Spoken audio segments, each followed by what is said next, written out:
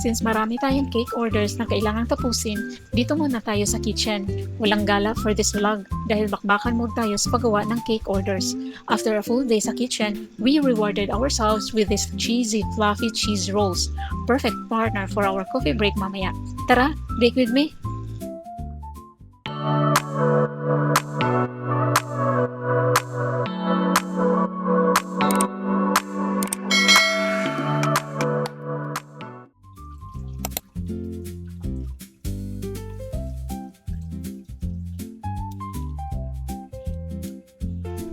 We will begin with the potatoes.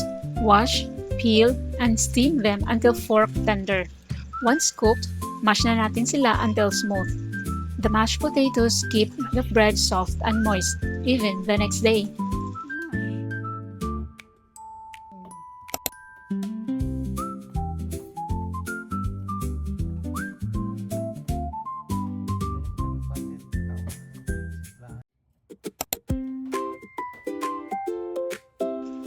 For the dough, we will need bread flour, all-purpose flour, yeast, sugar, salt, milk, egg, butter, and our mashed potatoes. Having everything measured and ready makes the process much easier.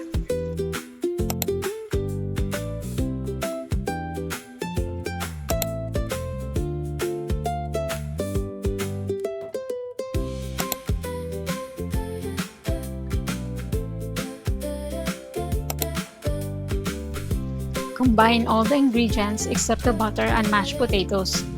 Mix on low speed until a soft dough begins to form, mga around 3 minutes. Once the dough comes together, gradually add the mashed potatoes while mixing. This helps the dough absorb the potatoes evenly. Lastly, add ang butter little by little. This time, mix at medium speed until the dough becomes smooth, soft, and elastic, mga around 8 minutes.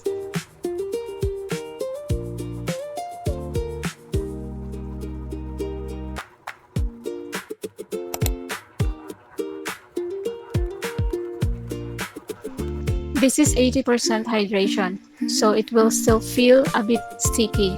A few slap and folds will help strengthen the dough before fermentation. Let the dough rise until doubled in size. After the first fermentation, gently degast the dough, cover it well, and refrigerate for at least an hour or overnight. Chilling makes the dough much easier to handle later on.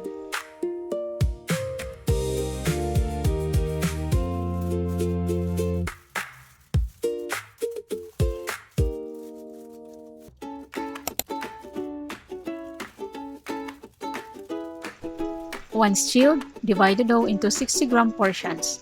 Roll each piece, shape it, and add your cheese filling. Take your time here. This is where each roll starts to take shape.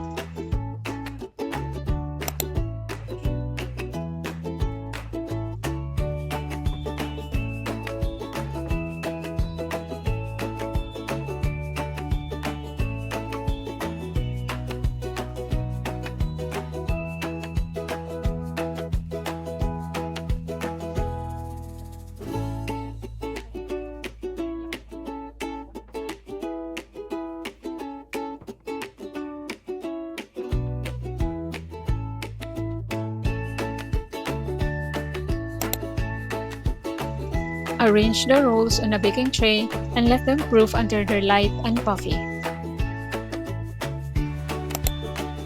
Before baking, lightly spray the oven with water to create a bit of steam. Bake at 150 degrees Celsius for about 12 minutes or until lightly golden brown.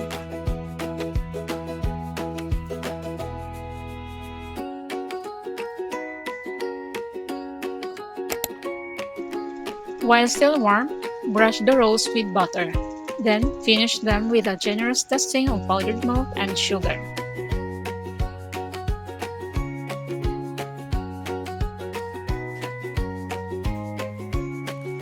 I always pair our bagong lutong tinapay with my favorite coffee, hazelnut-flavored Old Town white coffee.